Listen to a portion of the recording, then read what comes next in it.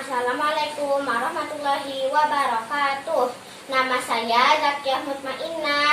Saya ingin bercerita tentang kisah keteladanan Nabi Nuh.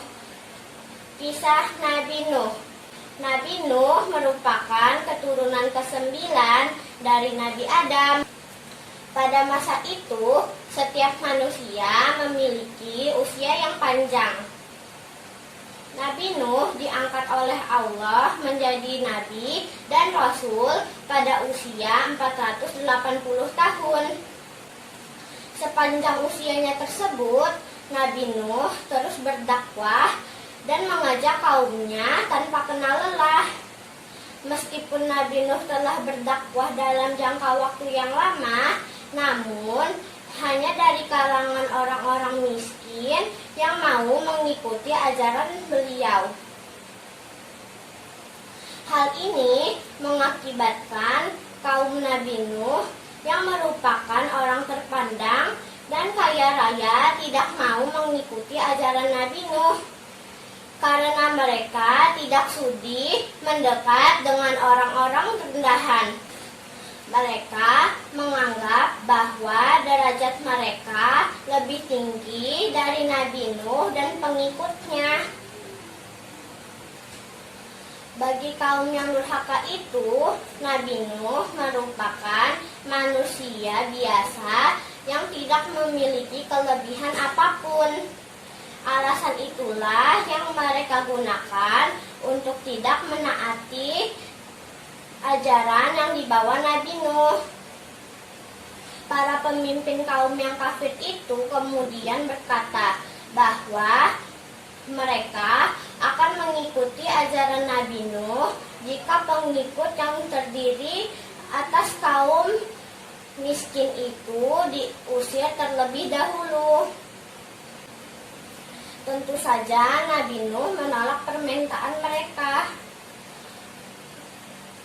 Penolakan itu membuat para pemimpin kaum yang kafir merasa kesal dan menantang Nabi Nuh. Jika memang kedurhakaan mereka kepada Allah akan mendatangkan azab yang besar, maka mereka meminta Nabi Nuh untuk segera mendatangkan azab yang besar tersebut. Begitulah sikap kaum Nabi Nuh yang sombong dan angkuh. Mereka menantang Nabi Nuh dan menantang murka Allah. Mereka kemudian bergegas meninggalkan Nabi Nuh. Sebagian dari mereka bahkan berteriak dan mengejek Nabi Nuh sebagai orang gila yang tak tahu diri. Dengan demikian, kaum Nabi Nuh yang durhaka itu tetap melakukan penyembahan terhadap berhala dan mereka tidak memperdulikan ajakan Nabi Nuh untuk bertaubat. Mereka menyembah patung-patung sebagai Tuhan mereka sesuai ajaran leluhur mereka sejak dahulu.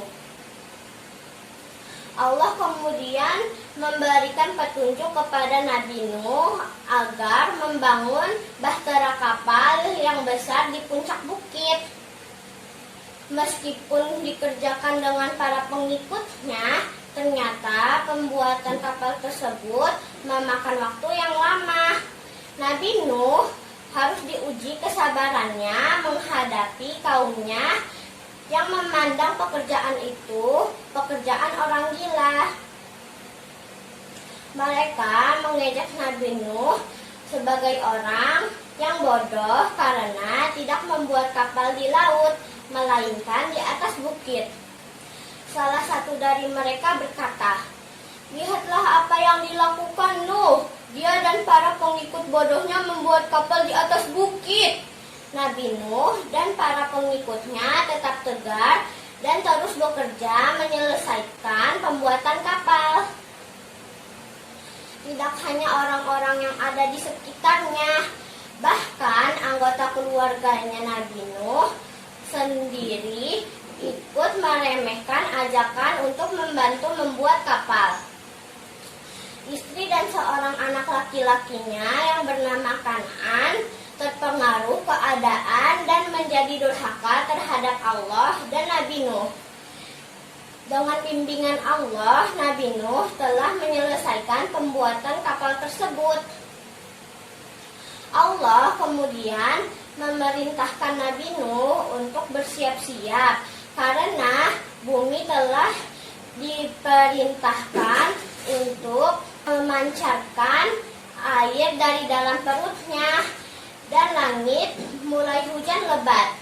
Nabi Nuh kemudian mengisi bahtera kapalnya dengan hewan-hewan dan burung-burung terlebih dahulu. Berbagai macam jenis hewan mendatangi kapal Nabi Nuh secara berpasangan, jantan dan betina. Tiada seekor hewan pun yang terlewat karena Nabi Nuh menunggu para hewan dengan penuh kesabaran.